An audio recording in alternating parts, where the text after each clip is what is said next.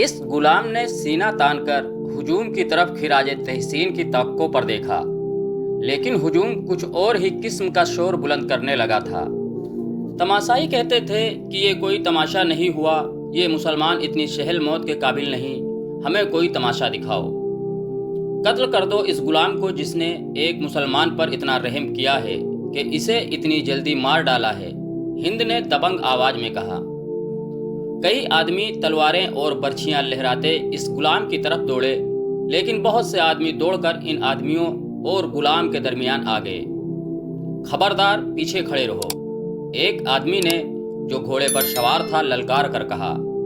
عربی خون اتنا بزدل نہیں کہ دو آدمیوں کو باندھ کر مارنے کے لیے قریش کا پورا قبیلہ اکٹھا ہو گیا ہے۔ خدا کی قسم، ابو سفیان کی جگہ میں ہوتا تو ان دونوں آدمیوں کو آزاد کر دیتا۔ یہ ہمارا خون ہے اور یہ ہمارے مہمان ہیں، ہم ان سے میدان جنگ میں لڑیں گے۔ یہ ٹھیک کہتا ہے۔ ہجوم میں سے کئی آوازیں سنائی دیں۔ دشمن کو باندھ کر مارنا عرب کی روایت کے خلاف ہے۔ تماشائیوں کے ہجوم میں سے بے شمار آوازیں ایسی سنائی دے رہی تھیں جو کہتی تھیں کہ ہم تماشا دیکھیں گے، ہم دشمن کو اس طرح ماریں گے کہ وہ مر مر کے جیے۔ تھوڑی دیر بعد تماشائیوں کا ہجوم دو حصوں میں بٹ گیا۔ ایک گروہ خبیب رضی اللہ تعالی عنہ کے قتل کے خلاف تھا، اسے وہ عرب کی روایتی بہادری کے منافی سمجھتا تھا، اور دوسرا گروہ خبیب رضی اللہ تعالی عنہ کو تڑپا تڑپا کر مارنے کے نعرے لگا رہا تھا۔ خالد نے جب اہل مکہ کو اور دور دور سے آتے ہوئے تماشائیوں کو اس طرح ایک دوسرے کے خلاف نعرے لگاتے دیکھا تو وہ دوڑتا ہوا ابو سفیان تک گیا۔ دیکھ لیا ابو سفیان، خالد نے کہا، دیکھ لیں یہاں میرے کتنے حامی ہیں، ایک مار دیا ہے، دوسرے کو چھوڑ دو ورنہ اہل قریش آپس میں ٹکرا جائیں گے۔ ہند نے خالد کو ابو سفیان کے پاس کھڑے دیکھا تو وہ سمجھ گئی کہ خالد بھی خبیب رضی اللہ تعالی عنہ کی رہائی کا حامی ہے۔ ہند نے گھوڑے کو ایڑ لگائی اور ان دونوں کے پاس جا پہنچی۔ خالد، ہند نے سخت بفری ہوئی آواز میں کہا، میں جانتی ہوں تم کیا چاہتے ہو۔ کیا تم ابو سفیان کو اپنا سردار نہیں مانتے؟ اگر نہیں تو یہاں سے چلے جاؤ، میں نے جو سوچا ہے وہ ہو کر ہی رہے گا۔ خالد، ابو سفیان نے کہا، اگر تم سمجھتے ہو کہ میرا حکم اور میرے ارادے صحیح نہیں تو بھی مجھے ان پر عمل کرنے دو۔ اگر میں نے اپنا حکم واپس لے لیا تو یہ میری کمزوری ہوگی، پھر لوگ میرے ہر حکم پر یہ توقع رکھیں گے کہ میں اپنا حکم واپس لے لوں۔ خالد کو آج مدینہ کے راستے میں یاد آ رہا تھا اور اسے افسوس ہو رہا تھا کہ اس نے ابو سفیان کا حکم مان لیا تھا۔ خالد کی خوبیوں میں سب سے بڑی خوبی نجم و نسق اور اپنے سردار کی اطاعت تھی۔ اس نے اپنے سینے پر پتھر رکھ کر صرف اس لیے ابو سفیان کا حکم مان لیا تھا کہ اہل قریش میں حکم عدولی کی روایت قائم نہ ہو۔ اے اہل مکہ، ابو سفیان نے دو گروہوں میں بٹے ہوئے تماشائیوں سے بلند آواز میں کہا، اگر آج یہاں دو مسلمانوں کے قتل پر ہم یوں بڑھ گئے تو میدان جنگ میں بھی کسی نہ کسی مسئلے پر بڑھ جائیں گے اور فتح تمہارے دشمن کی ہوگی۔ اگر اپنے سردار کی اطاعت سے یوں انحراف کرو گے تو تمہارا انجام بہت برا ہوگا۔ ہجوم کا شور و غوغا کم ہو گیا، لیکن خالد نے دیکھا کہ اہل مکہ کے کئی ایک سردار چہروں پر نفرت کے آثار لیے واپس گھروں کو جا رہے تھے۔ انہیں دیکھ کر بہت سے لوگ بھی جو تماشا دیکھنے آئے تھے واپس چلے گئے۔ خالد وہاں نہیں رکنا چاہتا تھا، لیکن وہ خطرہ محسوس کر رہا تھا کہ دونوں گروہ آپس میں ٹکرا جائیں گے۔ اس کے اپنے قبیلے کے زیادہ تر لوگ تماشائیوں میں موجود تھے، وہ کم از کم اپنے قبیلے کو اپنے قابو میں رکھ سکتا تھا۔ ہند نے تماشے کا پورا انتظام کر رکھا تھا۔ اس کے اشارے پر 40 کمسن لڑکے جن کے ہاتھوں میں برچھیاں تھی دوڑے اور چیختے چلاتے ہوئے تماشائیوں میں سے نکلے اور خبیب رضی اللہ تعالی عنہ کے ارد گرد ناچنے اور چیخنے چلانے لگے۔ دو چار لڑکے برچھیاں تانے ہوئے خبیب رضی اللہ تعالی عنہ تک جاتے اور برچھیاں تول کر خبیب رضی اللہ تعالی عنہ پر وار کرتے، لیکن خبیب رضی اللہ تعالی عنہ کو گجن پہنچائے بغیر ہاتھ روک لیتے۔ خبیب رضی اللہ تعالی عنہ بدکتے اور نعرے لگاتے، میرا خدا سچا ہے اور محمد صلی اللہ علیہ وسلم خدا کے رسول ہیں۔ چند اور لڑکے اس طرح برچھیاں تان کر ان پر ہلہ بولتے، جیسے خبیب رضی اللہ تعالی عنہ کے جسم کو چھلنی کر دیں گے، لیکن وار کر کے وار روک لیتے۔ خبیب رضی اللہ تعالی عنہ کے ودکنے پر تماشائیوں کا ہجوم داد و تحسین کے نعرے اور کہے لگاتا۔ لڑکوں کا یہ کھیل کچھ دیر جاری رہا۔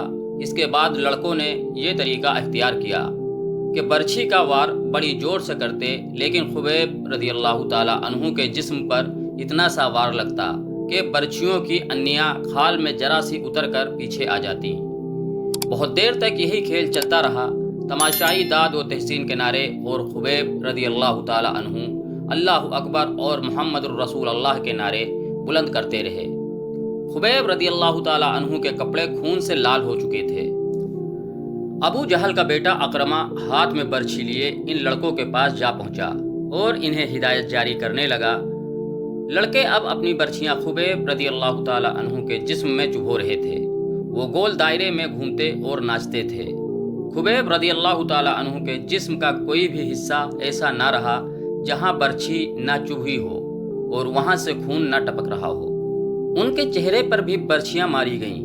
جب بہت دیر گزر گئی اور لڑکے ناچ ناچ کر اور برچھیاں چبھو کر تھک گئے تو اکرمہ نے لڑکوں کو وہاں سے ہٹا دیا۔ خبیب رضی اللہ تعالی عنہ خون میں نہائے ہوئے تھے اور ابھی زندہ تھے۔ ہر طرف دیکھ رہے تھے، ان کے نعروں میں کمی نہیں آئی تھی۔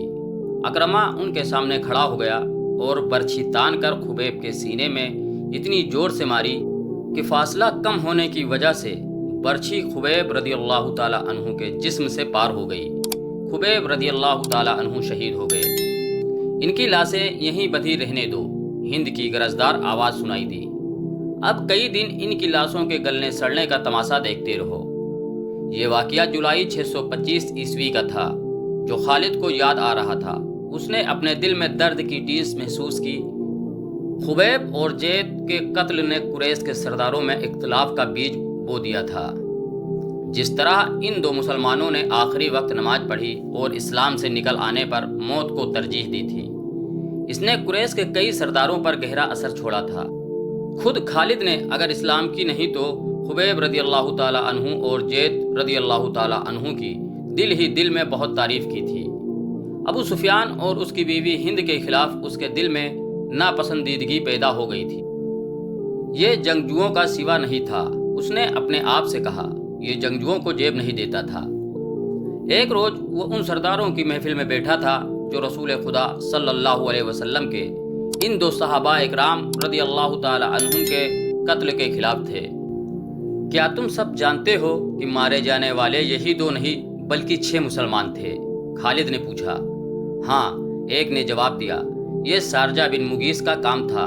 وہ ان 6 مسلمانوں کو دھوکے سے فندے میں لایا تھا اور اس کے پیچھے مکہ کے یہودیوں کا دماغ کام کر رہا تھا۔ خالد نے کہا، اور اس میں یوحاوا یہودن نے 2-3 اور یہودی لڑکیاں ساتھ لے جا کر اپنے اور ان کے حسن کا جادو چلایا تھا۔ یوحاوا جادوگرنی ہے، ایک سردار نے کہا۔ وہ بھائی کو بھائی کے ہاتھوں ذبح کرا سکتی ہے۔ کیا یہ خطرہ نہیں کہ یہودی ہمیں بھی ایک دوسرے کا دشمن بنا دیں گے؟ کسی اور سردار نے کہا۔ نہیں، ایک بوڑھا سردار بولا، وہ محمد صلی اللہ علیہ وسلم کے اتنے ہی دشمن ہیں جتنے ہم ہیں۔ یہودیوں کا مفاد اس میں ہے کہ وہ ہمارے اور مسلمانوں کے درمیان دشمنی اتنی پکی اور اتنی شدید کر دیں کہ ہم مسلمانوں کا نام و نشان مٹا دیں۔ ہمیں یہودیوں پر شک نہیں کرنا چاہیے، ایک سردار نے کہا، بلکہ ضرورت یہ ہے کہ ہم یہودیوں کو مسلمانوں کے خلاف زمین کے نیچے استعمال کریں، لیکن ایسے نہیں جیسے سارجہ نے کیا ہے، خالد نے کہا، اور ایسے بھی نہیں جیسے ابو سفیان اور اس کی بیوی نے کیا ہے۔ کیا تم سب جانتے ہو کہ یوحاوا مکہ کے چند ایک یہودیوں کے ساتھ مدینہ چلی گئی ہے؟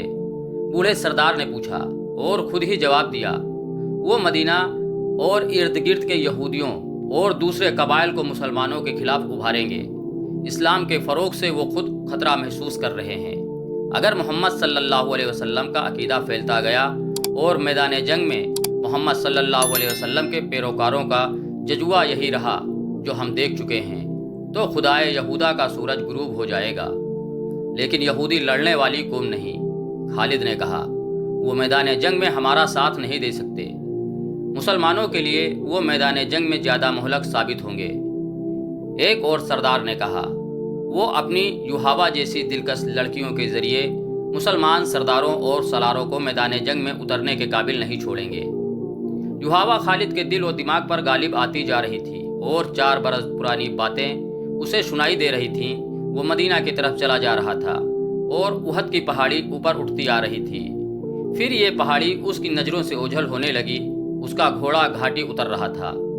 یہ کوئی 1 میل لمبا اور 1.5-2 فرلانگ چوڑا نصیب تھا، جس میں کہیں کہیں مخروطی ٹیلے کھڑے تھے۔ یہ ریتیلی مٹی کے تھے۔ خالد کو دوڑتے قدموں کی آہٹ سنائی دی۔